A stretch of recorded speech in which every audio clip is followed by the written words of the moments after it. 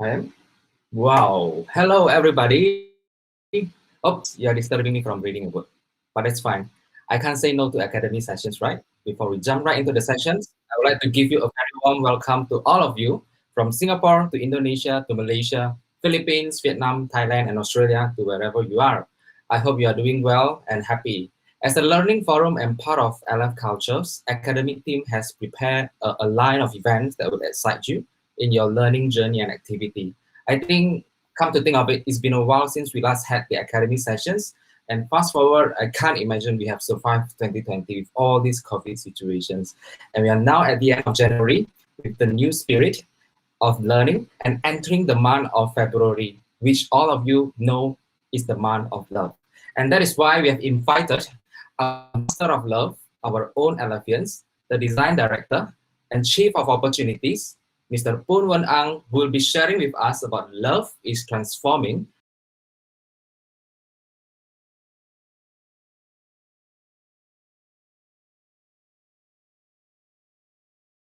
So without further ado, I will pass the stage to Mr. Poon.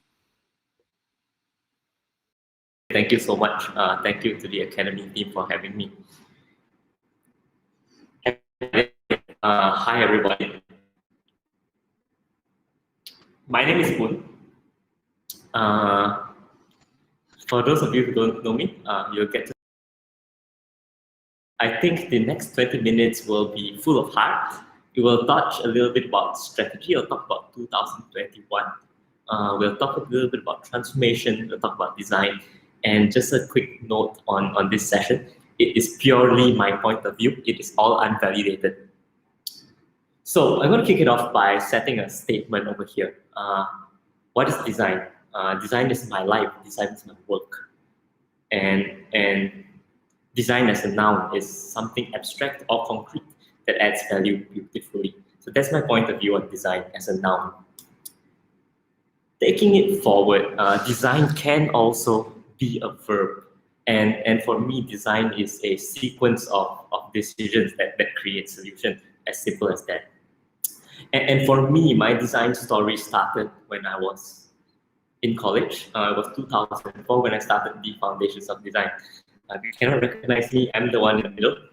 And it was a very exciting time in my life. I started to learn about creative concepts. I started to learn about the history of arts, and then also practicing the design fundamentals of line shape, as well as drawing. So I was a very curious bloke at that time. And I have to say that throughout what I have done, I have always enjoyed being playful. So that's my motto. I love design. I love to be playful while practicing design. And just some of my early day works, it looked like that. So it was always quirky, it was always playful, it was always a little bit cheeky. And if you must know, I majored in 3D. I'm not great at it. Here's a glimpse of what I had done previously. This was during the birth of American Idol, my early day works. And that was when I started to define it to be something beautiful. I fell in love with beauty. I fell in love with design, creating beautiful things. And just to share, I used to have to do this as a job where I picked up some visuals and I had to make something out of it, build a story into those visuals. So again, some of my early day work. So design was always something beautiful, was something curious, and it was always playful for me. And as I matured in my career, I started to realize that design was a job. It needed you to deliver. It needed you to put something into the market that can be consumed by other people. And that's again, that's me as I was pursuing my design career. Then I realized that design was not only about beauty, but also about solving problems. So the face of design had evolved into something that takes away problems. And when I say problems, I mean it can be a business problem that you take away. It can be a financial problem that takes away. It can be an operational problem that takes away. But basically, it's about making life better for the many.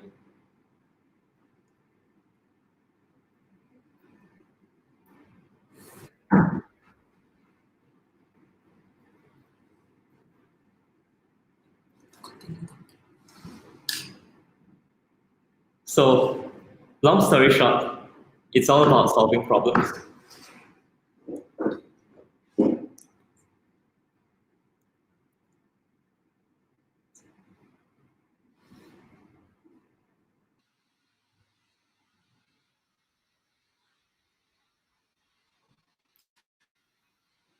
Hello, everyone. Sorry for the technical difficulties. Just as filler, I think this is the first time we do this format where we use another platform to kind of stream, all these format to all of you to create a better experience. But unfortunately, we have some technical difficulties. I think we are back now with a better, screen presentations that you can see. Hopefully, it's clear on your side.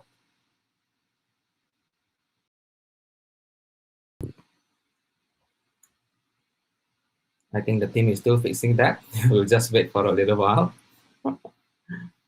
Poon, maybe I can take this time to kind of, have a little bit of chat with you while the team is fixing that technical difficulties. So what makes you choose this topic? So I think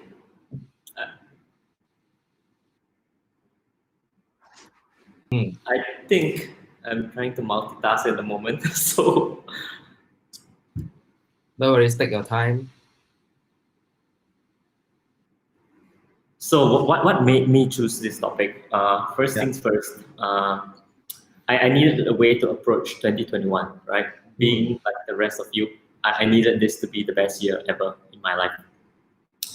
And I was sitting down and I was thinking how I could achieve that. And so I explored some of my thinking and I found that one answer that I feel could make a difference. And the answer was love. And hence I started to. Do you do this kind of a reflection every year when the year ends? Actually, you have a reflection of what you're expecting next year and all that. And it happens that this year the topic is about love. Yes. So I do that exploration. It happens every beginning of the year. It happens every quarter, and it's a good time to just find out your annual strategy.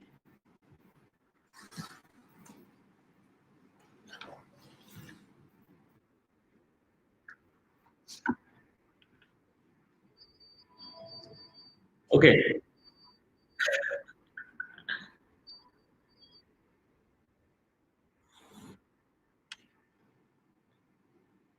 Okay, two answers. Firstly, I had spent maybe 2 weeks on a nightly basis to craft this. I am still in my exploratory phase, so all this is raw. It's solely a point of view of mine. You can take it, you can use it any way you feel like. So that's number one. And in terms of the question, I think love is a very relatable topic that is universal and that everyone goes through. So I don't see how it can be alien. For me, it's very human instead, whether you want to admit it or not. And we'll go through some of the concepts of love that is explored.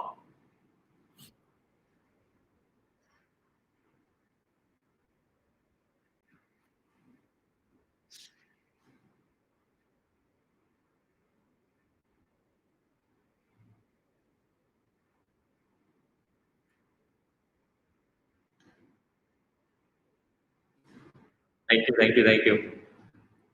I'm back online.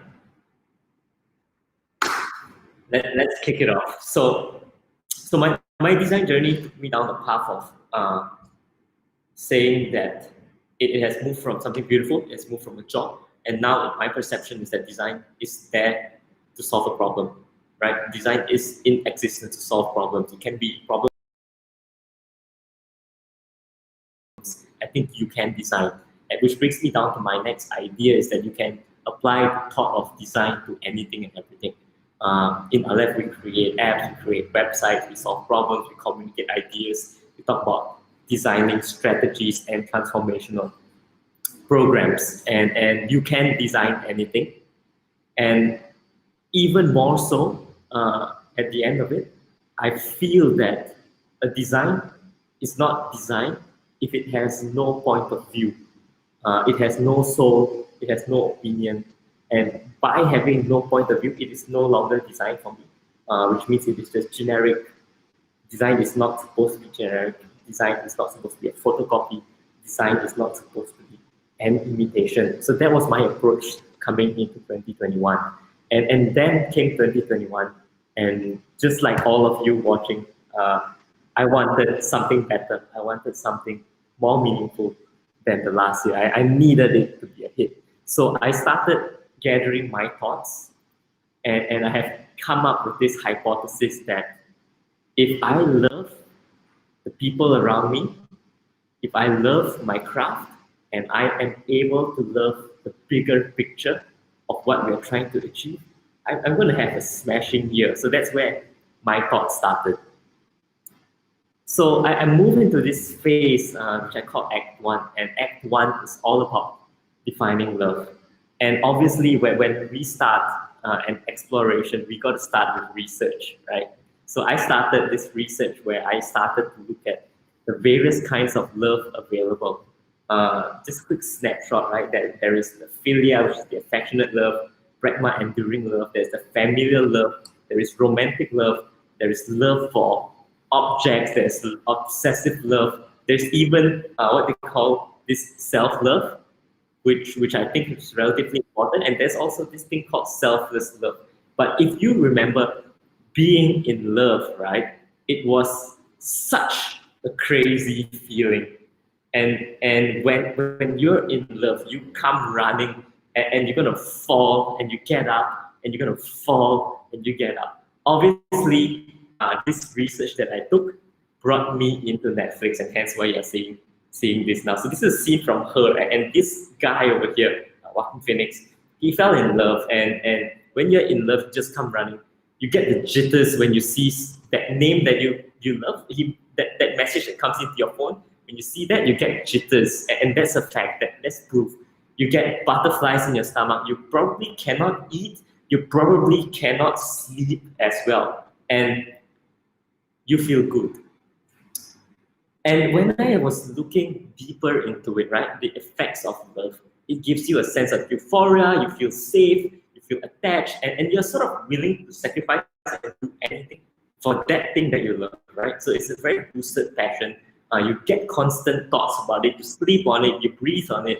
And scientifically, they say if you practice this, you live longer. So why not, right? Life is just amazing with this. So I thought, okay, this sort of validated my hypothesis that if I'm able to do this on a constant basis and at scale, life is just going to be freaking amazing. So this is also, I mean, my Netflix research, where the protagonist lives a beautiful life while he is in love with an AI, right? And that AI is played by Scarlett Johansson. It's a beautiful film.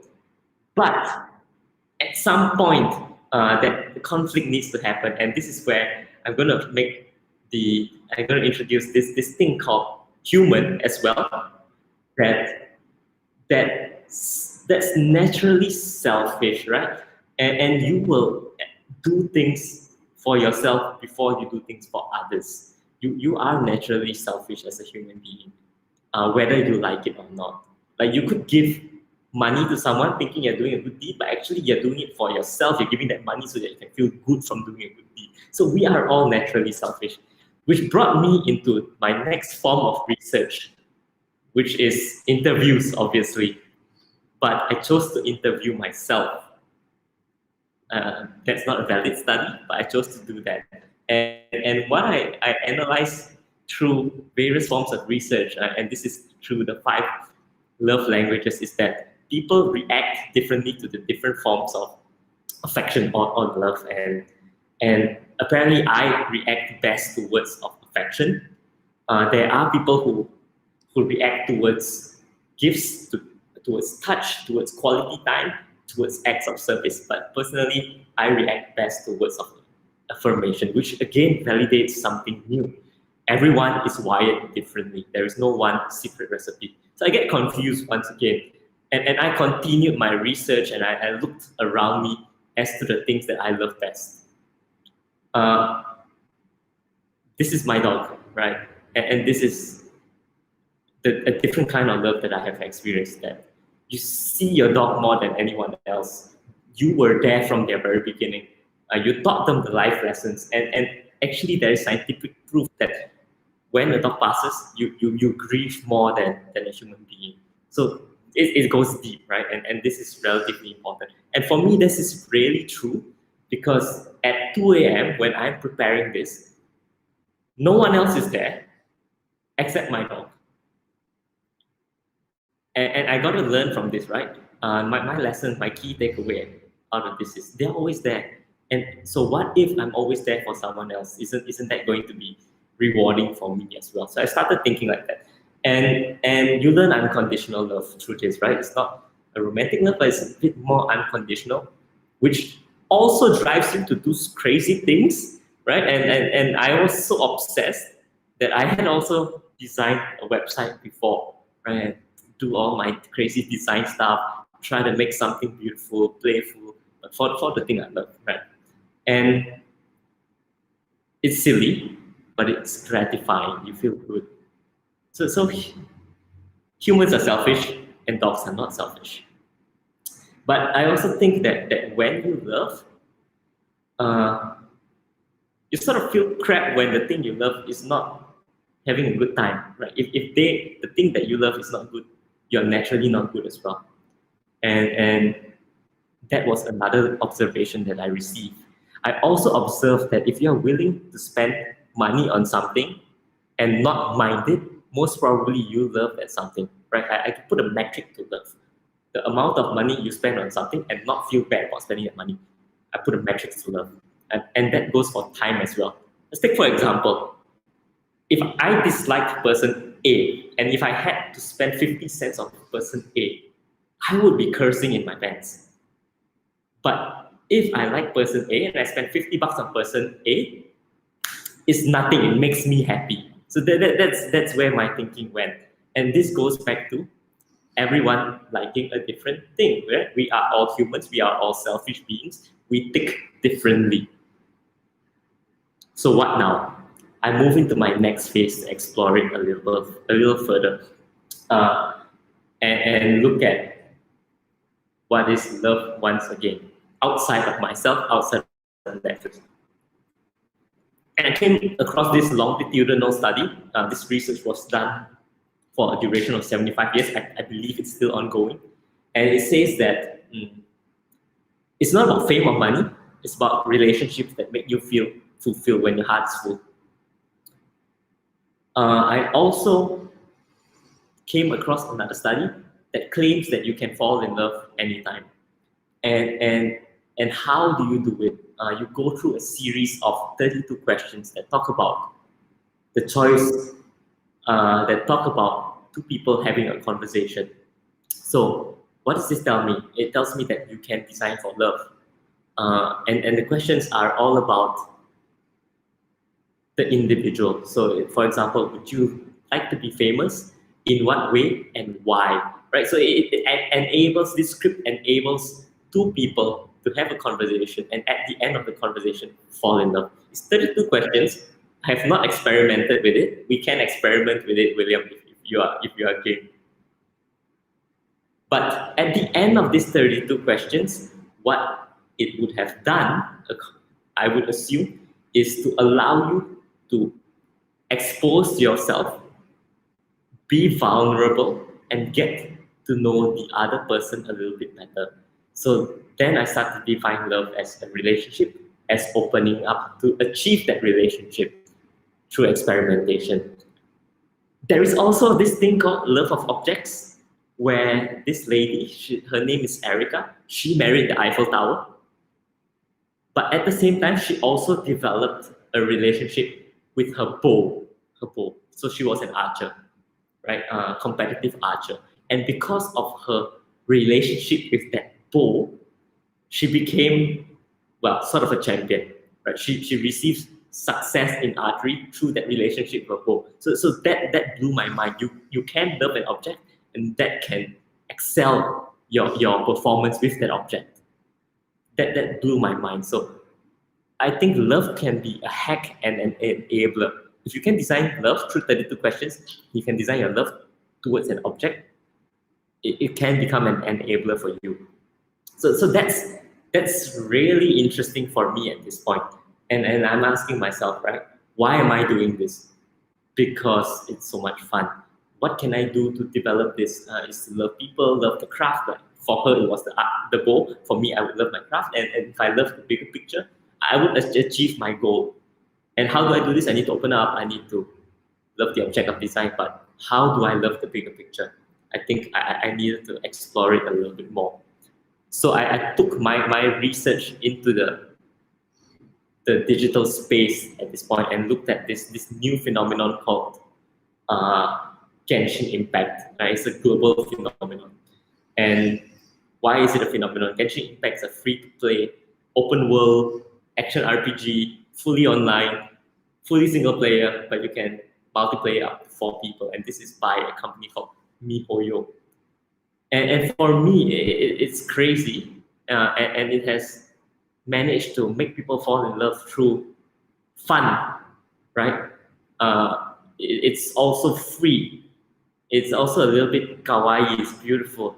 It's open to all forms of access. It's in every platform. It's on mobile. It's on PS4. It's on Xbox. It's on PC. It's on every single thing. It's accessible. It is fresh. It is somewhat challenging. It's not to say easy, and it's constantly rewarding and continuing. So I see that this is a way to design love the digital space as well. I'm thinking, how do I apply this to my next digital product, right? And I thought, okay, in order to achieve this, there needs to be something called digital transformation. In order for me to deliver a digital product like this, where I need to be digitally transformed. And then I started to look at digital transformation and see the companies that are successful, sort of like MiHoYo, but also look at the real stats of companies that are trying to apply this. And I've learned that 84% of transformation fails. And then I looked at why the transformation fails. It's because it lacked the enabler of transformation, which is firstly a strong leadership with good behaviors, as well as the culture and the people to support that, right? So I was thinking, how do we hack this to be better, to not operate under the fear of failure, not operate under the fear of innovation, not operate under the fear of taking risks. And the answer again was this recurring theme in my head. It was love, because when you love, you're not afraid to risk. When you love, you're not afraid to empathize. When you love, you don't blame. And this for me sort of validated that love is there, and that love can drive long-term success as a strategy and as a business strategy as well. I thought it was rather interesting. So I started to look at what's next, right? So this brings me towards the end of our conversation. What's next? I come up with my verdict. Again, this is entirely a point of view because it's so valuable. We need to do it. And in order to do it, you have to say that it doesn't come for free, right? Love is a decision. It does not come for free. You need to decide that you want it before it can ever happen to you. So that's the first thing I'm going to do.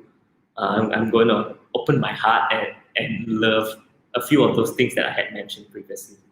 Second one is that it is not easy. It is not easy. Remember, you have to go running.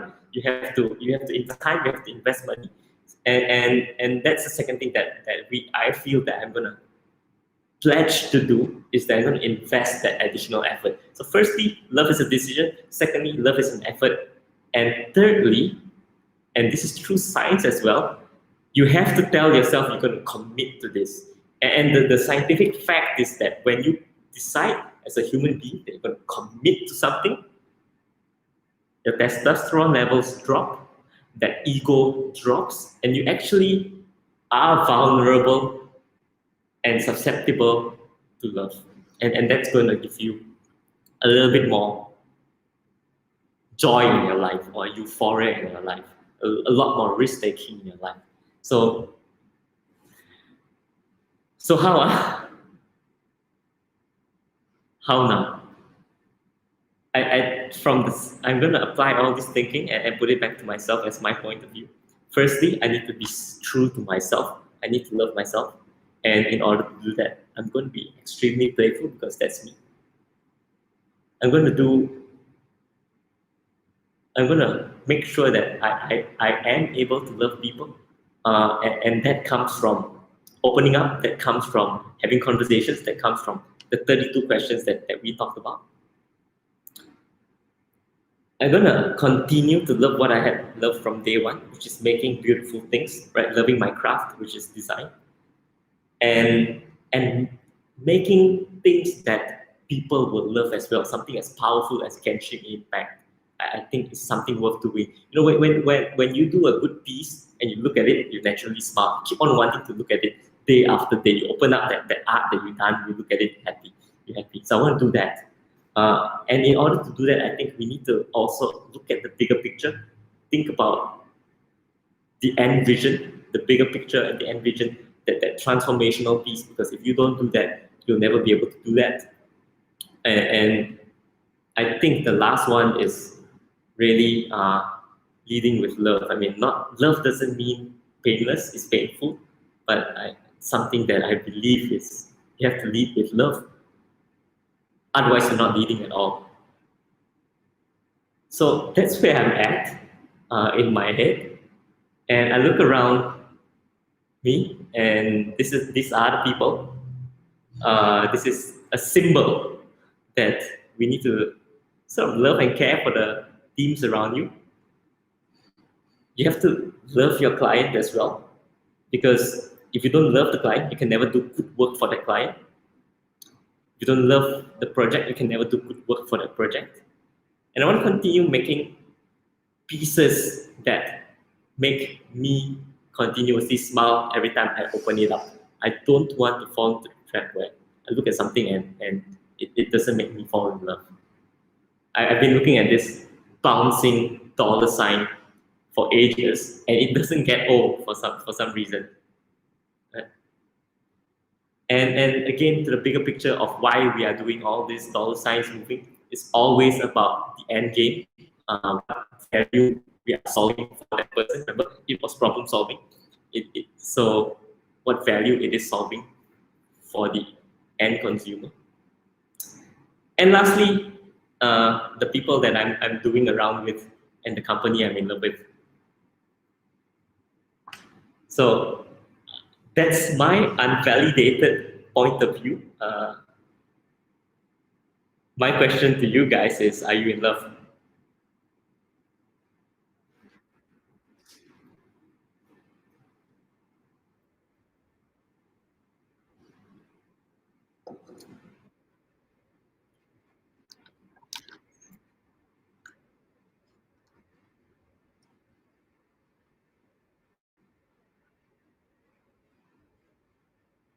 Kind of a scan through the comment sections from the YouTube. I know there are a lot of conversation happening in the very beginning when we have the technical difficulty. I think love is a journey, right? So it's like something that you find out along the way, whether you like it or not, whether you hate it or not, and then along the way, you kind of find yourself, falling into something that you love. So I think technical difficulties is also part of a journey itself, where we kind of look into how we solve problems and kind of fall in love into the process itself. Let's look at what we have right now in terms of the questions. We have the very first questions. Casually, Aman asked about how many times have you fall in love, or do you fall in love? You can choose to answer that, or or you can take it personally. No, I thought that Amanism is yeah many times, too many times, and also Many fall times. out of love, right? I think if there is two things, right? One is love, which is long term, and it will change. It must change because us humans, we change as well. You can fall in, you can fall out. But I've fallen in love many times, and I fall in love with, like I said, beautiful things, right? So imagine all those beautiful things that I have seen. I fall in love, right? The next one is a short game or long game. I think the short ones you just forget, and then I call that an infatuation.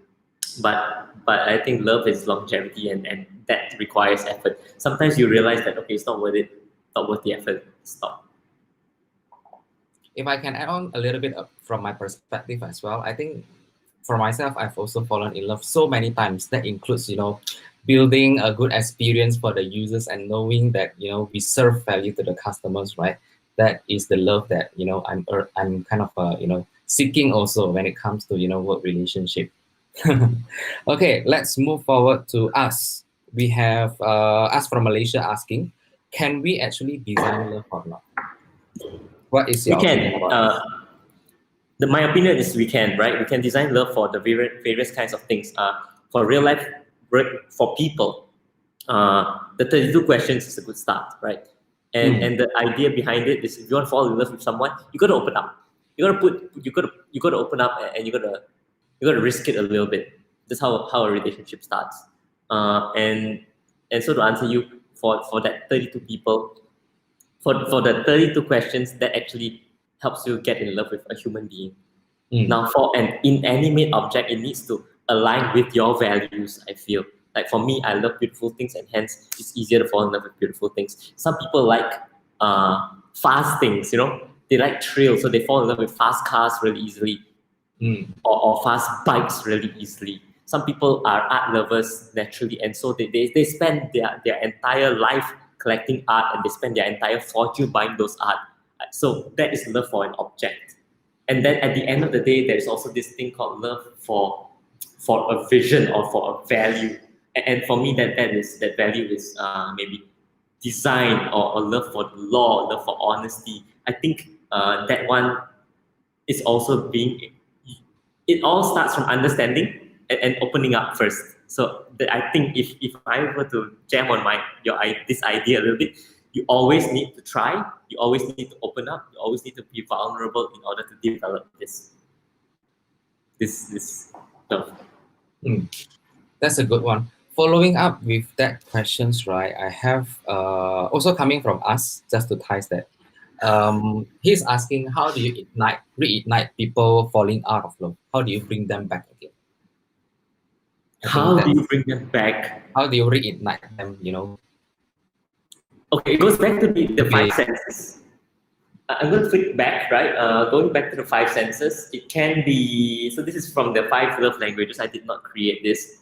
You can reignite it by complimenting. Some people like compliments. You can reignite by giving gifts, right? You can reignite by a physical touch. That don't do that in office. You can reignite by spending quality time, and you can reignite by doing them a deed of service. For example, if a husband and wife wash the dishes for her, so a deed of service. But everyone is different. Everyone reacts differently, and hence you got to know what ticks for that person first in order to execute this. Sometimes small gesture like this will make a difference, right? It's not always like the big action that will do. Yeah, that will speak all the loves, right? Yeah. I think it is effort. It is effort, and it's a decision. It's a decision to fall out as well. Like what you have shared, life is a decision itself. Love is a decision itself. I have questions still. I think a lot of questions. Let me kind of filter that off so that we have enough time to get you to answer one by one. Jasnit, we have Jasnit. How do you make sure the love does not comes across as fake to others? I think that is kind of a lot of people actually face these kind of problems. When you're interacting with people, they are projecting love, but in reality, there is some hidden agenda behind it. So how do you, make sure that? Okay. Yeah. I think I learned from the things around me, and the first thing that I have learned from Momo, my dog, right, is that if you are there every time, it's gonna be real, right? It's human to know whether things are real or not. And if I were to learn from Momo, I have zero doubt in the world, and again, this is not human, right? But I have zero doubt in the world that she does not love me, because she's there all the time. And she doesn't have to do any act of service for me, but the fact that she is there all the time, and that she empathizes with me, she knows when I'm good or not good or very good, but she's just there. I think just need we know whether that person is being fake or not. Through opening up, I think the first step that we can do is to be really vulnerable first. And if you're vulnerable first, and that it continues to proceed, then you know it's real. Again, point of view. Thanks for sharing about your opinions. We have quite a burning, long question over here coming from Oh, I like Wasim. I think we have been talking recently about the pattern of people being attracted to the same kind of persons. Is this a common concept? Can you maybe I paraphrase a little bit of the questions? Can you fall in love with other kind of persons even though you are committed already? I know some people does that, but what is your thought about this? Is it considered as included as part of the love concept or? I think yes, and I have to say that as much as love is not equal, I think if I equate love to time and effort, then love is absolutely finite, which means I have got 24 hours of love in me per day. Mhm. And I can choose to use this effort to develop my craft, my love for craft, or can use this effort to develop my relationship at home. It's a choice, right? What you do with this, and just to answer you, I feel that it is finite and it's an investment that you do. It doesn't come for free. Mm. Uh, did that answer the question? Not really, but I don't know how else to answer this. No worries about that. I think we still have time for two more questions. Maybe we can tie back to like the previous questions as well.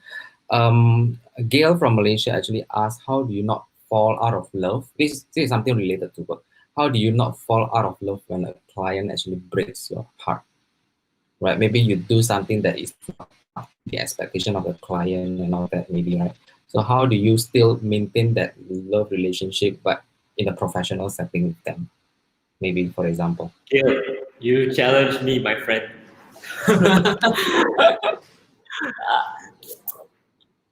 Okay, we're all humans, right? Ryan is human. I'm human. Let's just put it into an experimental concept.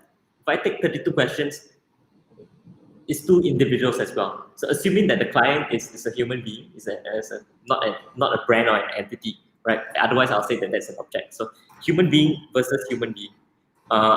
It comes from talking it out, being very honest, maybe even fighting it out, because I don't think fighting is bad. Fighting it out, and then decide if it is really changed or not. Like, has it really fallen apart? You know, Mm. I go back to that one case study, and I believe that one case study because it's scientifically proven. If we have these 32 questions, I mean, very unlikely you're going to have those exact 32 questions to the client, but design a conversation around it that opens yourself up, transparent and honest, and allows them to open themselves up, transparent and honest, and then fight about it. I think maybe there could be a spark at the end of it. I love your perspective about this. I think a lot of times all these problems between human happens because there is a miscommunications and all that, right? So I think what we have to do is just be open in terms of communications about the problems that we have, the problems that they have. I think we can build on that connections to fall in love again. Yeah, love as a strategy, right? Yeah. The last one, which is very difficult in my opinion to answer, but I'm not sure about you. This is coming from Musli. Very simple questions, but depending on how you are going to answer it. Love is effort or love is sacrifice?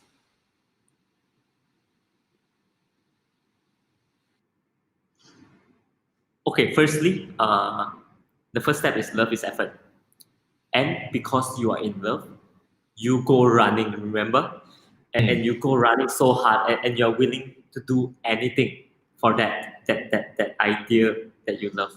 So to answer you, mostly my thinking is love is effort. And once you are in love, you are willing to do any sacrifice. And even that time, it's not even a sacrifice anymore. Okay. I think we are done with all the question and answer. Thank you everyone for putting your questions up in the YouTube comments. I think we have a few more questions. I think for those of you who really want to reach out to Poon to know about love and how he thinks about certain concepts of love that might fit into your context of problems, for example, you can feel free to reach out to Poon personally. Okay. Without further ado, then I would like to conclude the sessions by thank you everyone for joining these sessions. I guess my takeaway for this presentation is that sometimes love can be subjective. You might have your own perception about love. Some other people might have perception about love. But I think as long as you stay true to yourself, to love yourself before you are able to give up love to others, I think that works for me. So apologize again for the technical difficulties in the very beginning. We learned something out of it. I think part of the designer's responsibility and also team responsibility is to see how we can look into problems. Maybe you have to love the problem first before you're able to solve that problem itself. Okay, so I hope this is a fruitful, fun, learning and sharing sessions for all of you. I would like to thank you, Poon, for agreeing to do this, for sharing this wonderful time with us, and also the crew behind the scene, Janaka, Emily, Shasha, and Andy, who actually make these whole sessions happen for you. For anybody within Aleph organization or outside of the organizations, please look forward to the next academy, which is going to happen on the last Friday of the month. The topic for these January sessions, February and March, will be around digital transformations. So yeah, that's all about this month's academy sessions. Thank you everyone. Have a nice day. Stay safe and take care. Thank you.